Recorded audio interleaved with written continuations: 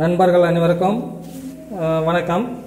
சில முக்கிய தகவல்களை நேற்று இன்று நடந்த சில முக்கிய தகவல்களை தங்களோடு பரிமாறிக்கிறேன்.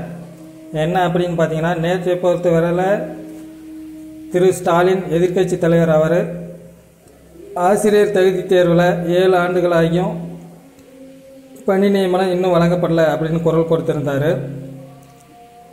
அடுத்தது இன்னைக்கு பொறுத்தவரையில் பள்ளிக்கல்வித்துறை அமைச்சர் செங்கோட்டையன் கல்வித்துறைக்கு கூடுதல் நிதி ஒதுக்கப்பட்டதாகவும், அடுத்தது என்ன அப்படின்னு சொன்னால், தலைமை ஆசிரியர் காலி பணியிடங்கள் நிரப்ப ஆலோசனை செய்து வருவதாகவும் கூறியிருந்தார். அதே சமயம் பிஜிடிஆர்பி வயது தளர்வு பற்றி ஆலோசனை மேற்கொள்ளப்பட்டு வருகிறது அப்படிங்கிறதையும் தெரிவிச்சிருக்கிறாரு.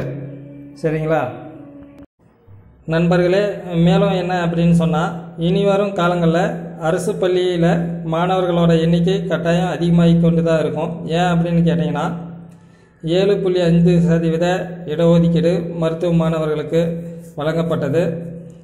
அது தொடர்பாகவும் இன்னும் என்னன்னு சொன்னால், தமிழ் வழி இடஒதுக்கீடு 20% கொடுத்துருக்காங்க இல்லைங்களா. நிர்ணயிக்கப்பட்ட கல்வி தகுதி வரைக்குமே கடைசி வரைக்குமே தமிழ் வழியில் படித்தவங்களுக்கு தான் அப்படின்னு மாற்றம் கொண்டு வந்திருக்கிறாங்க.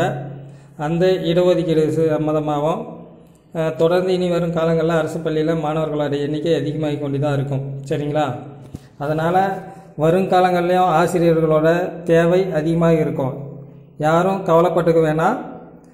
டெட்டு பாஸ் பண்ணாதவங்க, இனி வரும் காலங்களில் படிக்க போகிறவங்க, எதிர்காலத்தை பற்றி யாரும் பயப்பட வேணாம். நம்பிக்கையோடு இருங்க, நல்லது நடக்கும். நன்றி நண்பர்களே.